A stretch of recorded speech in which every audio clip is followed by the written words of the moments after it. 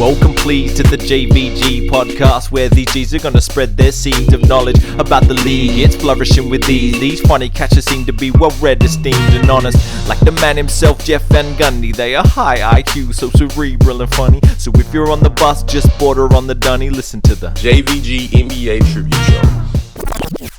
Hello and welcome to episode 132 of the Jeff Van Gundy NBA Tribute Show. My name is Marco, joined by my co-host Lukas. Lukas, how are you? I'm alright, Marco. How are you? Yeah, pretty good. I keep doing this thing where I have my mic, like I don't remember which way my mic should be turned around. Do you remember? Yeah, I think mine's at the top. I think mine goes top ways. What do you mean by that? I think the top of the microphone is the way you should do it for see, cardioid. All right, so this one's just for the video, the video subscribers. If I have it here with these bits facing me, it like records better than if I have it here with these bits facing me. Ah, okay. That I don't know. Yeah. That I can't help you with. You know what? It's fine. Yeah, we've come this far. We have come this far. We've actually been talking about basketball for quite a while. 132 episodes. Yeah. But today more specifically. Yeah, we've been chatting off air for about half an hour. I don't even know how we started, but I can tell you where we finished. I know how we started. Okay, how do we start? You brought up that there's a WNBA player who's been drafted 3 times. Yeah, Ann Waters. I think I got the pronunciation wrong, but it's Ann Waters makes it sound like she's from rural Victoria. Yeah, and she looks like she's from rural Victoria. Yeah. She does look. She's got a bit of a Tess Magin about her. Bro. But Ann Waters, Ann Waters, Wauters. And she just popped up on the Basketball Reference homepage, and I was like, click on this person, see if they're Aussie. Not Aussie, but she got drafted 3 times. Once by the Cleveland Rockers, which was just the 2000 WNBA draft. First pick, first overall. So she was, good pedigree coming out of, I assume, college. And then in 2004, she was the 4th pick by the New York Liberty in the 2004 dispersal draft. And then in 2008, she was the 8th overall pick by the Atlanta Dream in the 2008 expansion draft. So not only was she drafted 3 times, but she really fell from grace. Yeah. Like she went from first overall pick to not protected by a basketball franchise, and then not even selected first by the expansion team. It's selected 8th. Yeah, it's insane. She also had an all-star season in her career with the New York Liberty in 2005. But her playing career went from... It was 2001, 2001, 2002. Then I assume she wasn't with the team in 2003. Then 2004, 2005, she was with the Liberty, where she had her all-star campaign. Didn't play in the league for 2006, 2007. Then 2008, she comes back, and her numbers take a jump from her all-star season 3 seasons prior. And then she's in the league for 2008, 2009, doesn't play. Back in the league for 2012, doesn't play for a while. Then 2016, she plays for Los Angeles Sparks, wins a ring. So one of the more scattered. I assume she's playing in Europe. Yeah. In between. Yeah. There's probably and this ties into what we were also talking about off mic. There's probably a really good, detailed, threaded story about her career that we're just missing because we weren't there. Oh yeah. What was the WNBA like in 2001? I have no fucking clue. Such great questions, Marco. And hopefully our children and people older than that sometimes if they want to talk to us about what happened, why did the Raptors or the Heat get stopped? Why did the Miami Heat lose their second round pick in 2021? Yeah. Or whenever it was. Yeah. We'll be like, let me tell you a story. Yeah, it was for tampering. But then, that discussion of Ann Waters, shout out Ann. Yeah. Led to me, I was like, I wonder if there's a record for someone who's been drafted the most times. I did not get very far with that. But then I was looking at the 2004 NBA expansion draft when the Charlotte Bobcats joined the NBA. Man, it was just a very sorry looking roster of players they drafted. And I suppose that they always are. I guess you try to draft young dudes, but you can't draft young dudes that people are very high on. Zaza Pachulia was drafted in after his first year with the Orlando Magic here. Yeah, is this the expansion draft? Yeah. Which is not so much of a draft, rather the Charlotte just picking up unprotected players. Yeah. Like what? Gerald Wallace was the only good player they actually managed to get there. And, I mean, he's spent pretty much the rest of his entire career with the franchise. Yeah, and congratulations to him for that. Yeah. I'm sure it was some very fruitful years in Charlotte. But yeah, what was it? What even happened in this in the past half an hour? Yeah, I don't know. We got to the point where we thought that the Bobcats didn't have a first round pick, but then it turns out that they did, and that they traded up from pick 4, and they also traded away pick 33 in this trade to go up to pick 2 and select Emeka Okafor. And pick 4 was, of course, Sean Livingston. Yeah, and they traded with the Clippers, who it seems like the Clippers shedded, and I do have his name here, Peja Drobnjak, in the deal, who was on 2.5 mil at the time of a $44 million salary cap, which takes up about 6 to 7%. But it does feel like the cost of, the sweetener of pick 33 shouldn't be enough to get you from pick 4 to pick 2. Unless like you really like the guy at pick 4, which Sean Livingston, sure, but something must have been going on there. Yeah. Something else must have been going on there. So hopefully as we said, in the future, when someone asks us about what happened this time in NBA history, we can be like, I can actually tell you. Yeah. I've got first-hand experience. And then we spread disinformation. True. That's great. Yeah. Miami Heat lost their second round pick because ball tampering. Ring tampering. And then Pat Riley made an off-colored joke. Ah, yes. And it actually wasn't even a joke. There was a comment. Yeah, it was an off-color comment. Yeah, wow, good rumor. I'm now noticing that Predrag Drobnjak played for the. Oh wait, yeah, he played for Serbia and Montenegro, and then he played for Montenegro. Wow. Yeah. Who he played for? I love that article I'm reading. On the left side, it still has like the headline, so it's like, NRL round 1 teams let the season begin 3 hours ago. Tatum gets first ejection. Best officiated game 2 hours ago. Bobcats acquire Clippers number 2 pick 19 years ago. God, shout out ESPN. Yeah, really doing the hard yards, keeping the archives rolling. So what's up, Marco? Why are we here today? Well, where do we want to go from here? I think this surprise inclusion in the episode has kind of altered our episode structure, I suppose. Yeah, the intro is now done, I think. We're not going to be talking about Subway this week. No. Oh, I did, as it was an even-numbered episode, I did fill up petrol on the way over here. Nice. And the guy trying to give away the mango, he was there again today. No. Not with mango. But I think I'm starting to build up a bit more of a picture of this guy. I think he just goes and talks to the guy. Right. And they so just the mango's not part of the thing. No. Well, it's not crucial to the interaction. Yeah. And so I just think that they just chat to each other. Yeah. And I think that it's kind of a sweet relationship. Oh, nice. Yeah. Sweet like a mango, maybe. Wow. All these vanilla cokes. Yeah. Wow. Cheers. That's the sound of a podcast starting. Recent NBA freaking news, not within the last 19 years, a little bit sooner than that actually, but people keep scoring really high numbers. And not only people, but teams as well. Dame had 71. Teams and people, yeah. Yeah. Dame had 71. The Clippers and the Kings had 351, aka 5 Dames. And those games were they a day apart or were they 2 days apart? I think they were. I think the Kings was what?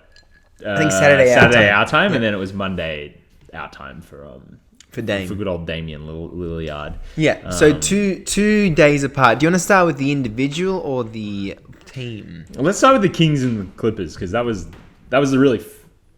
I mean, dare I spoil the broth and say that was the really fun one? Yeah, you dare spoil. Yeah, I mean, this Kings team, they're technically the best offensive team of all time. Yeah, they have the highest offensive rating. What was the score at halftime? It was 80 to 76. 80 I remember to 76. because I messaged the chat and I went, "Wow, the Clippers just put up 40 points in each of the first 2 quarters." And then I was like, I might come back to this game later. I assume the second half will slow down. I've got a meal to cook. And then an hour later, I come back and they're still playing. And both team has like 100 more points. Yeah. So it absolutely sped up.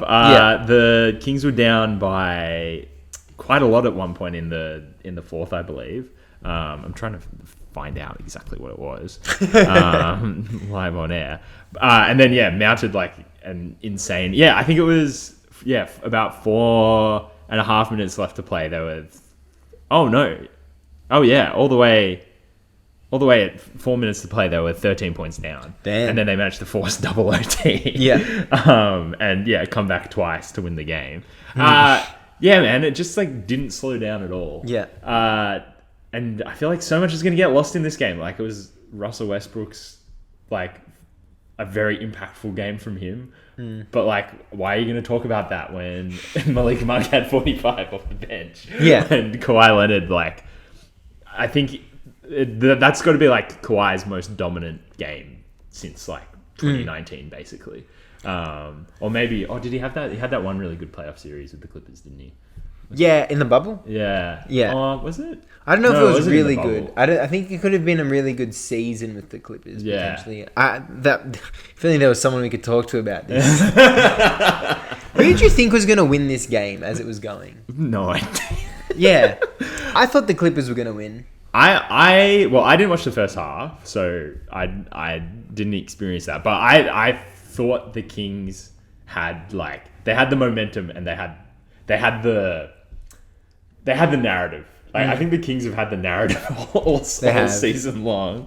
And also I think De'Aaron Fox is still he continues to be one of the best clutch performers in the NBA. Like I truly believe he can get a bucket every time down the floor. Yeah.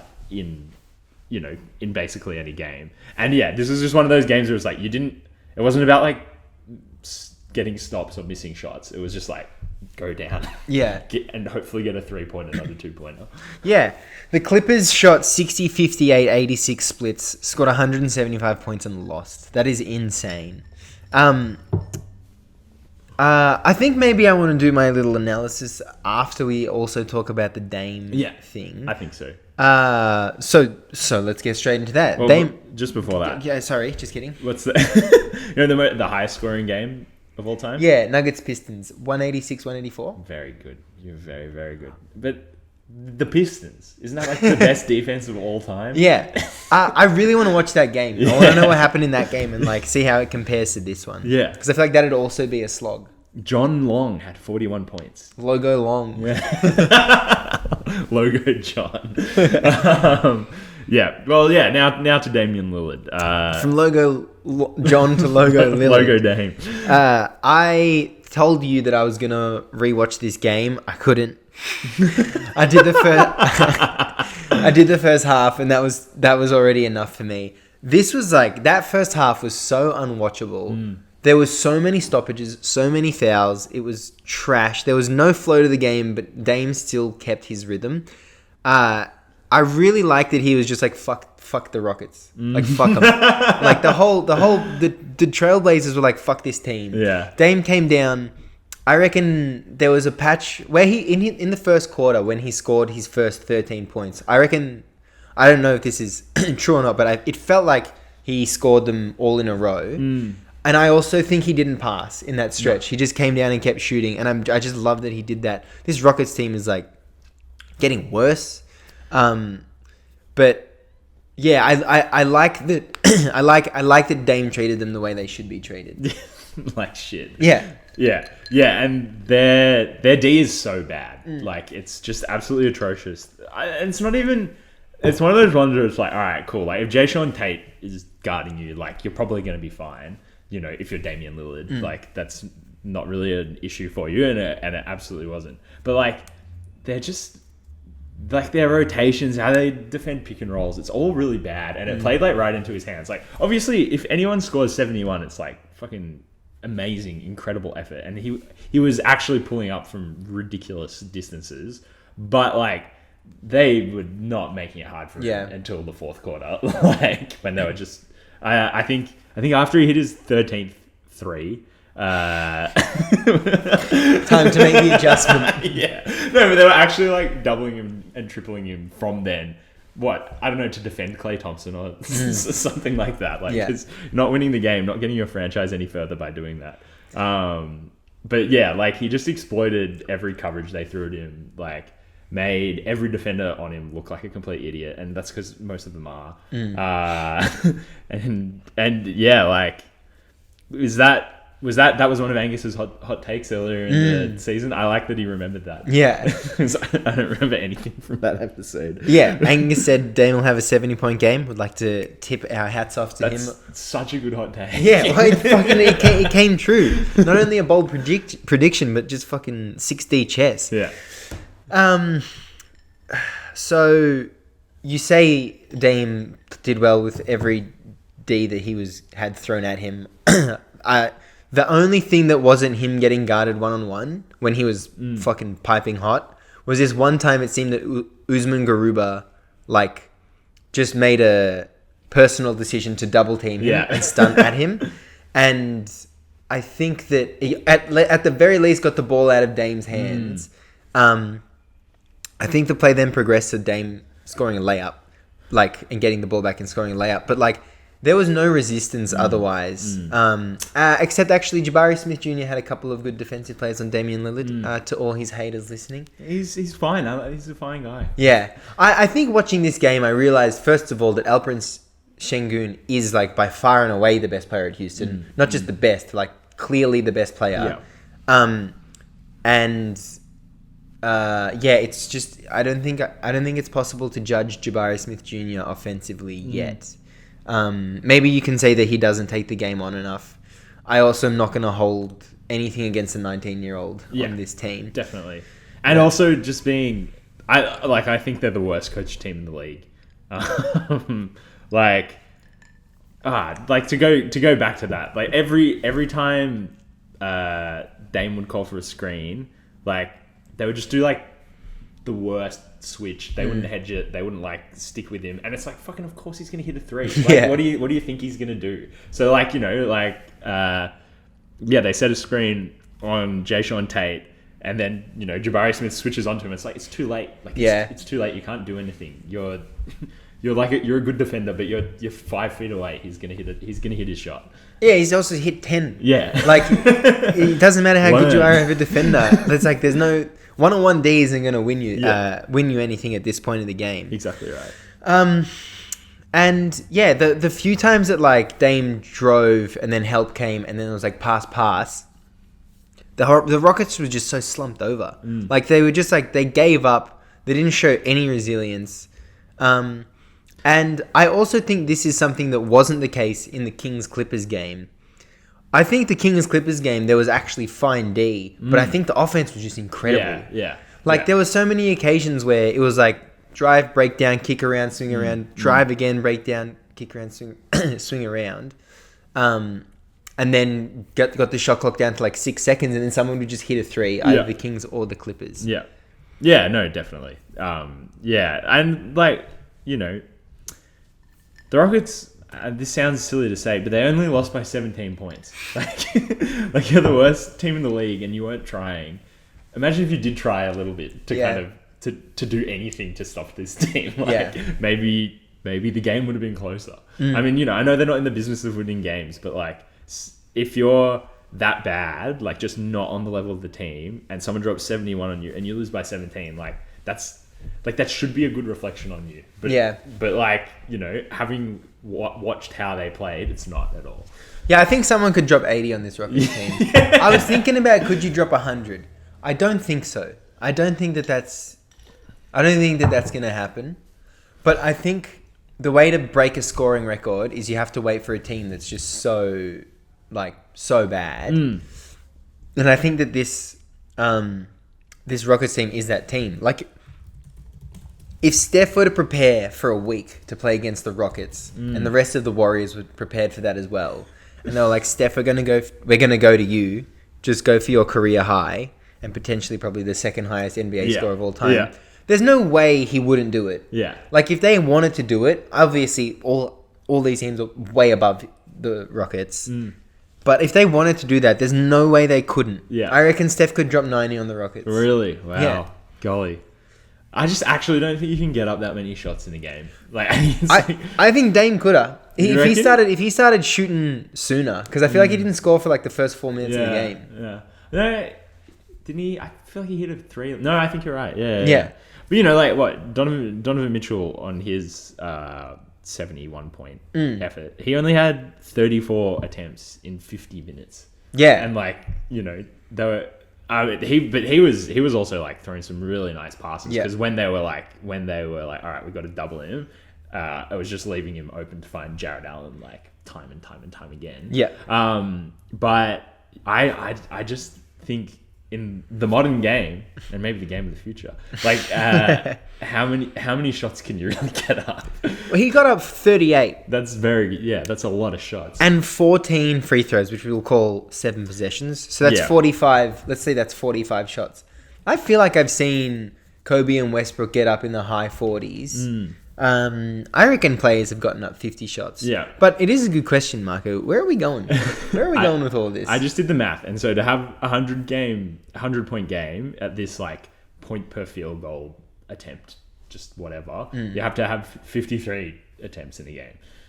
You know, that's my crack math. At the rate that Dame is? Yeah. Okay. Yeah. Okay. That's doable. It is doable. We can make it happen.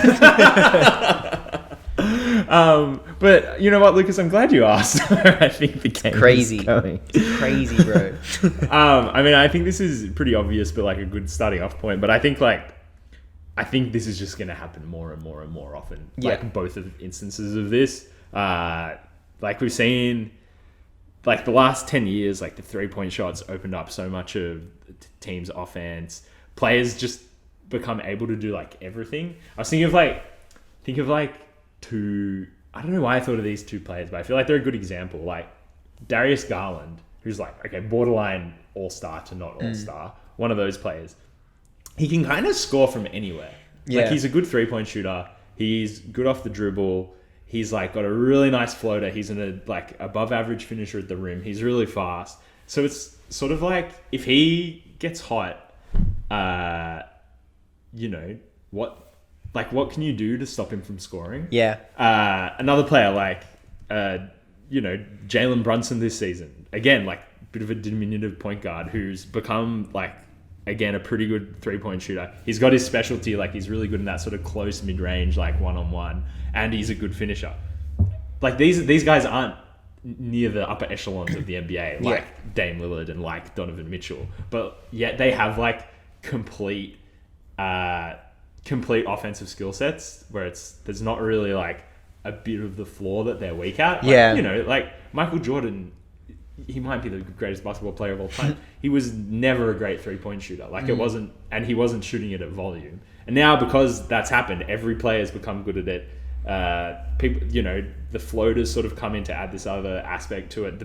You know, this sort of mid-range game is coming back into fashion as well, I think. And it's like, it's not like everyone's leaning to one type of offense. It's like every offense is fanning out. Like every player is going like, you know what, I'm going to do everything. Yeah. And so I think it's especially on an individual level, like there's only so much you can do as a team defensively and as an individual defensively to stop a player who can kind of score anywhere on the court. Yeah. So I reckon where we go from here, I think this is going to be not the norm, but it's going to be less of a shock over the next few years. But I think because like offenses are so good right now, I think my brain, to go back to the logic. Oh no, that was off air when we were talking about how you had to change the logic pad. Oh yeah. I got a new logic board. The logic board on your laptop. So the logical side of my brain was like, okay, so the next step has to be something that happens on D. And I was like, all right, so what happens on D? And I was thinking about it. I was like, teams are getting stretched out to like the third of the court, and that's a good shot now. Yeah, and that's a good shot now. So I think two things. I think first, and I think teams are already doing this, but defensively they're kind of going for an idea more than a coverage. And there are two examples of this that came to mind. The second one's going to shock you, but the first one was the Kings-Clippers game in the second overtime. where late in the second overtime, the Kings D was situated around getting the ball to Mason Plumlee and getting him to make a decision. And 2 possessions in a row, he got 2 turnovers. And this is when the score was in the 170s. But I think good adjustment. I think the Kings got 2 buckets off those 2 turnovers.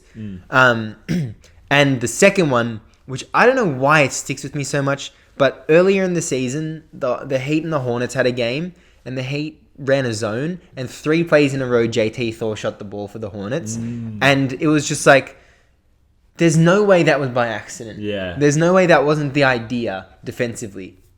So I think the next adjustment is going to be to like...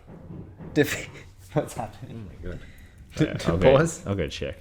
Sport, basketball, sport. Okay. And we're back. So we're back. You are talking about getting the ball into JT Thor's hands. Yes, the JT Thor type on the opposition team. Yeah. So I think the next step is to like defend by idea.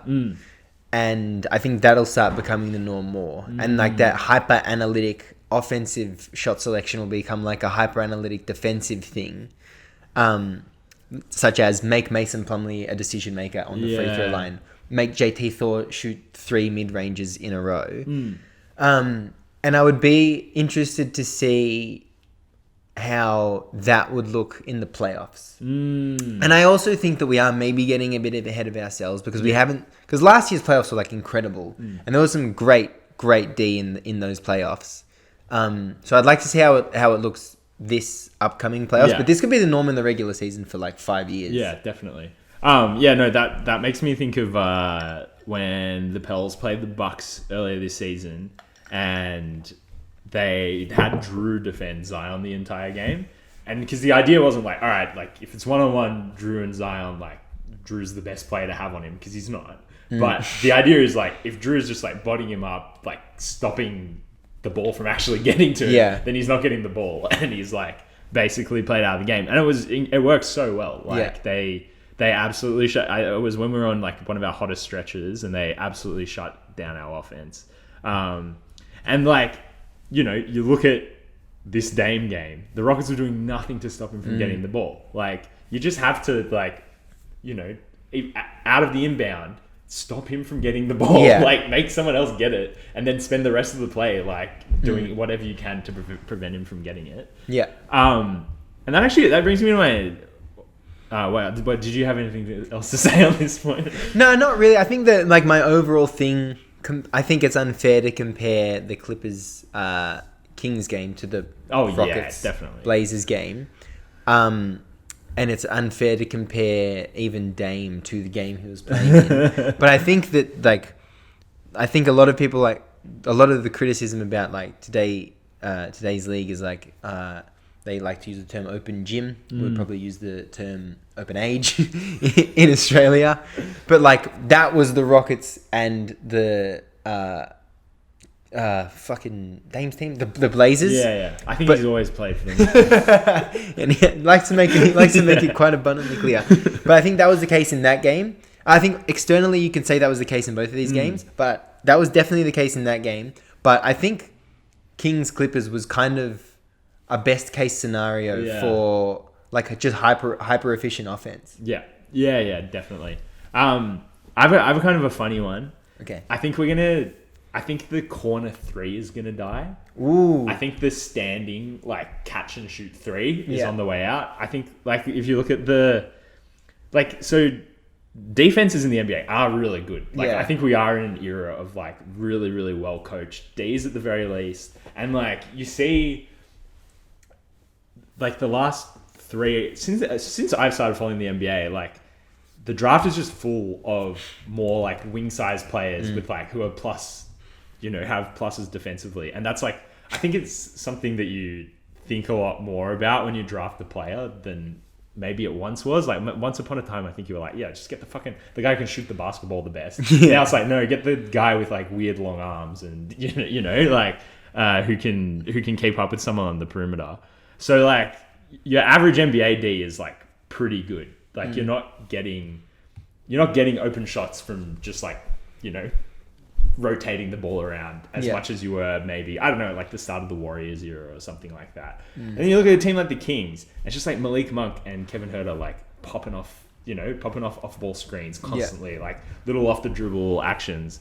No. I think to be a good NBA shooter in the future, it won't be enough to just be like accurate at shooting. You're gonna have to be like, like the greatest shooter of all time is Steph Curry, like really, really, really good with your off-ball movement, and more than that, like fast, able to like beat your defender around a screen like without the ball in your hands, and just have a little bit of that dribble prowess as well. Like the Klay Thompson of 2014-15 won't thrive in the NBA of the future.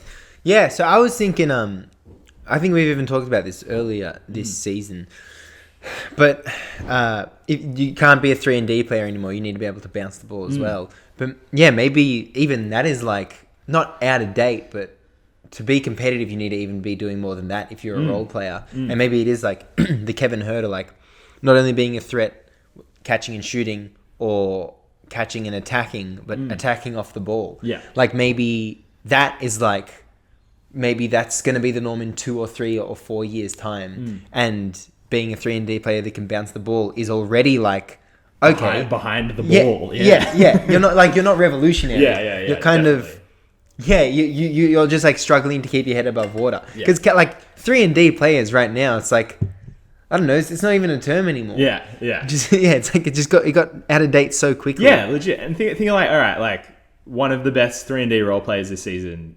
Kentavious Caldwell-Pope. I think that's like pretty uncontroversial thing to say. But like he is actually so much more of that. Like he's really good at attacking closeouts. I wouldn't say he has that kind of like pop off a screen that like Kevin Huerter or Malik Monk or like. Even Malik Beasley have, like, where they've just got, like, that little bit more speed. But, like, he is so much more than, like, a Danny Green, for example. Yeah, I like that. I also think Josh Green is probably the best example of this for the Mavericks. Go on. But I think that the Mavericks, I think that they had kind of the blueprint. But Josh Green wasn't really popping until they traded away DFS. But even if you were to have DFS, Josh Green, Luka, but then also Kyrie, which is an impossible situation, I think that is kind of the ideal build-up going forward. Because like DFS can then just be, because like take his prototype, it's like such a good defender, so good, and then just a good 3-point shooter. I think that's you can still. Have a job doing that. Yeah. But then I think like switchy bigs, Claxton, Mobley, Jaren Jackson Jr., etc. I think that will now be the 5, and that player having the ability to defend on the perimeter. I don't think will be.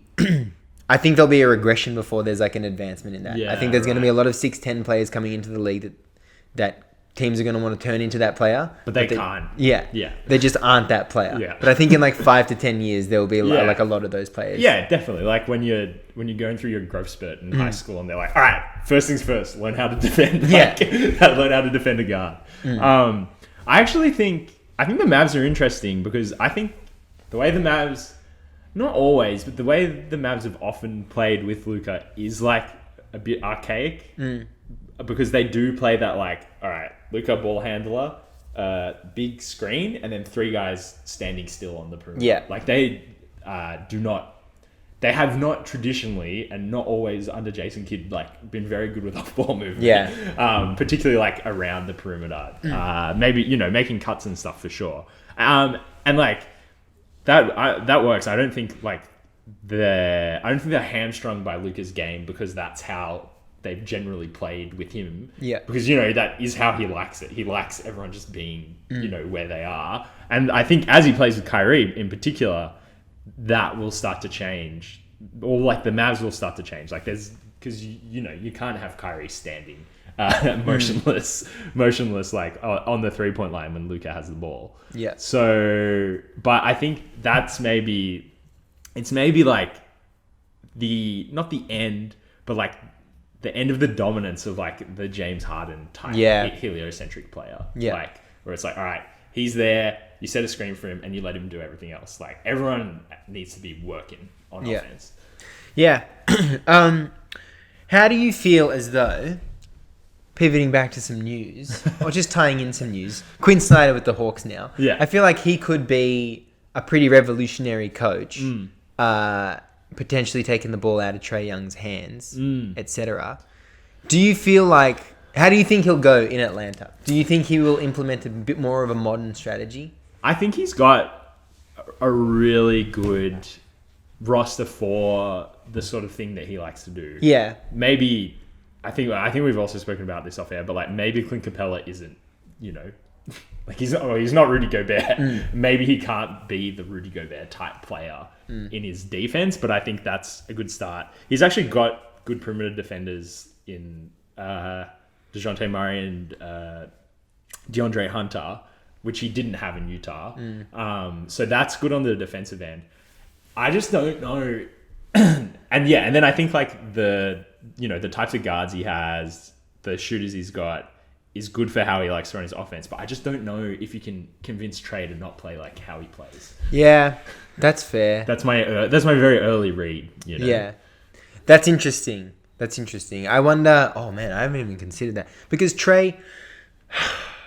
This is now coach 3 for him. I'm pretty sure, and he's pretty much gotten 2 fired. Yeah, so I think I don't know if you can get a third fired. Yeah, well, especially if you're his level good. Yeah, and I think that Quinn Snyder's probably got enough of a.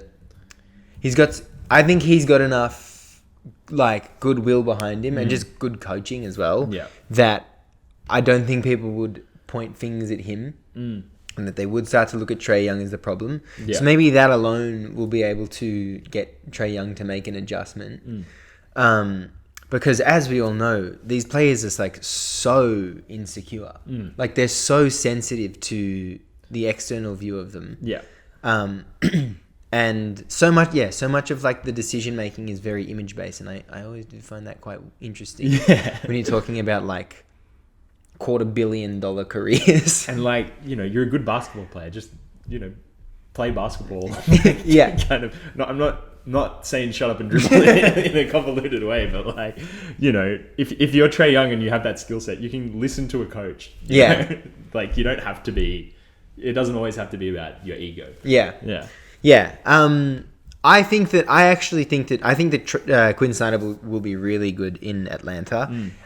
His roster, like, I think the bottom end of his roster is better than it ever was in Utah coming into Atlanta. I don't think the top end was, but I think that's also seeing.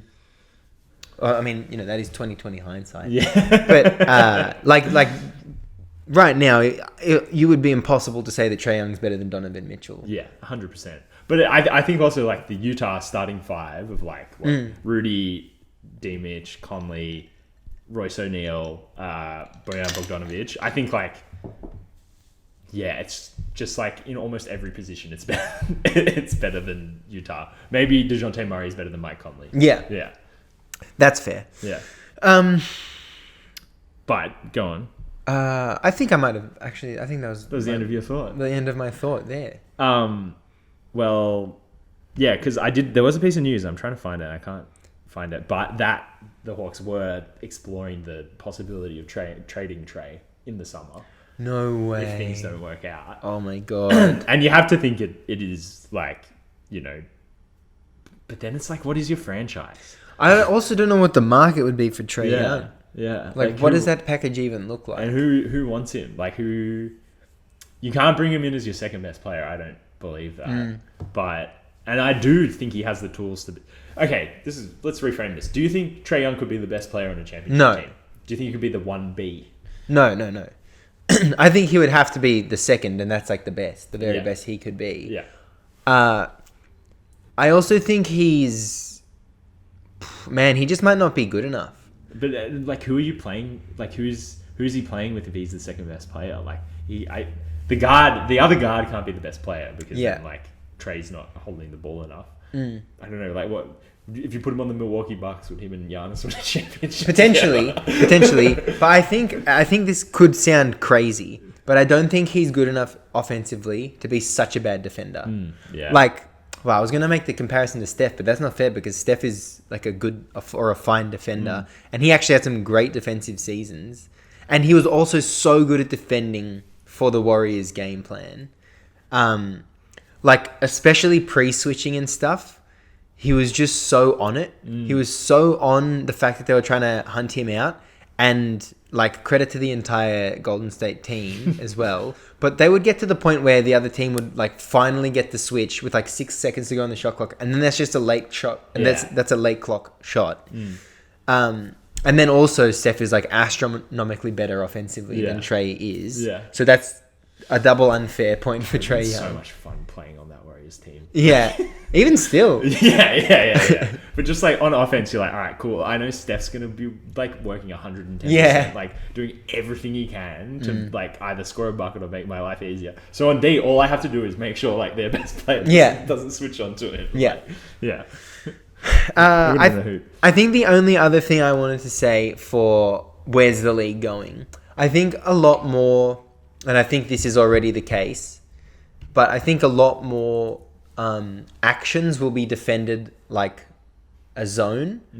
But I think on ball D will still be pretty like one-on-one.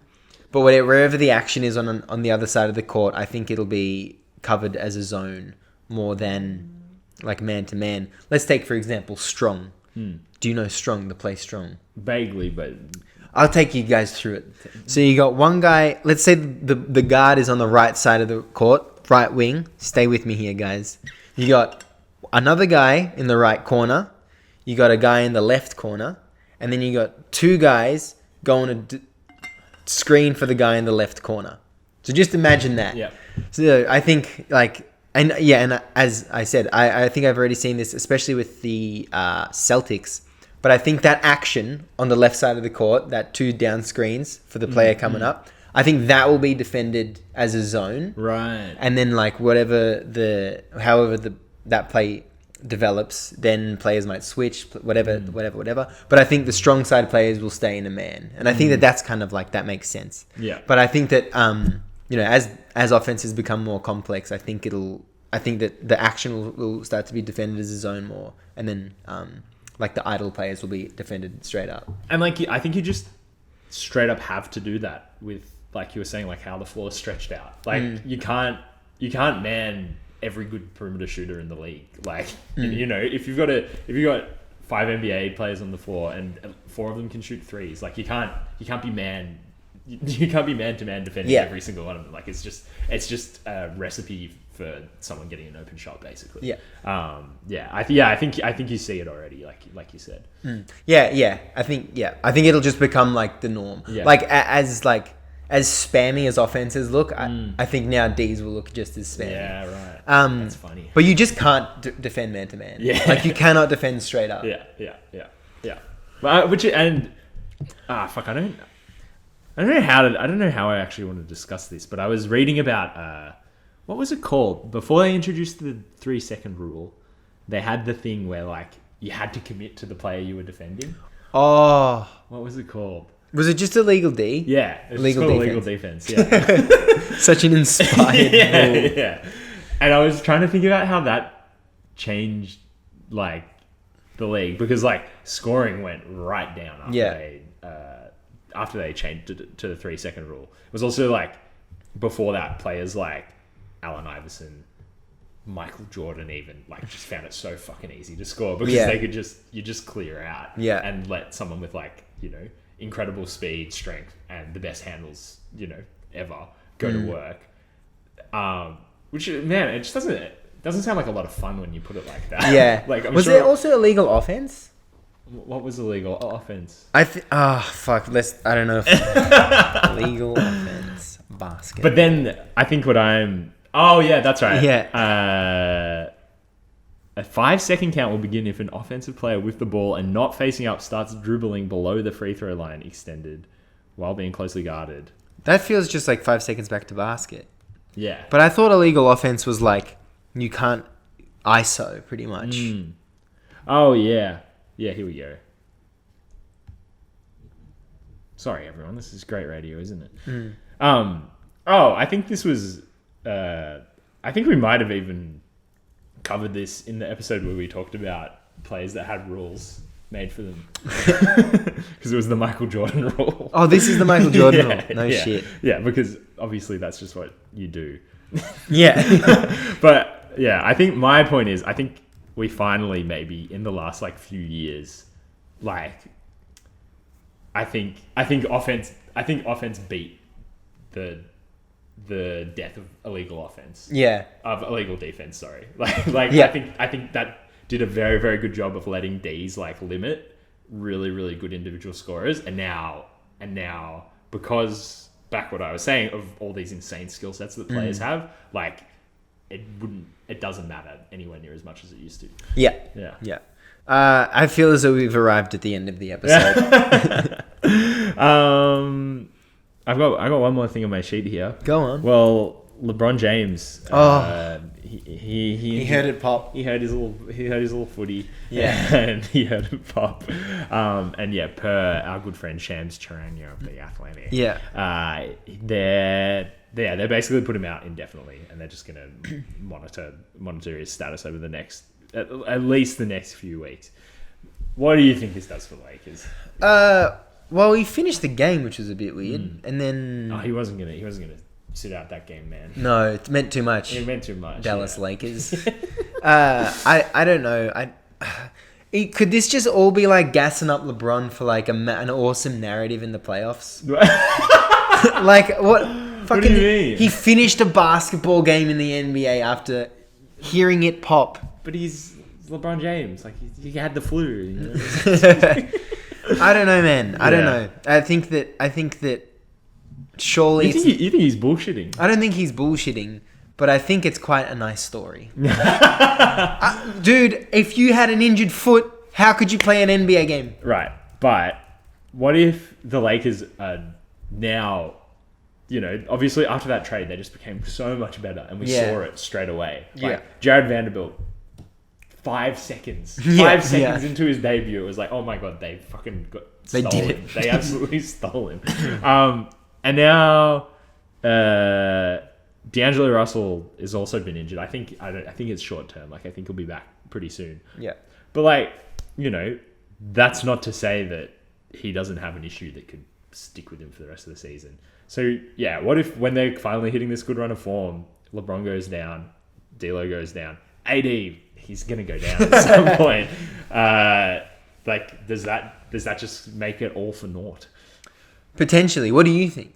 I think I'm worried about that. Yeah. I'm like kind of happy for the Lakers to win games for the first time in a long time.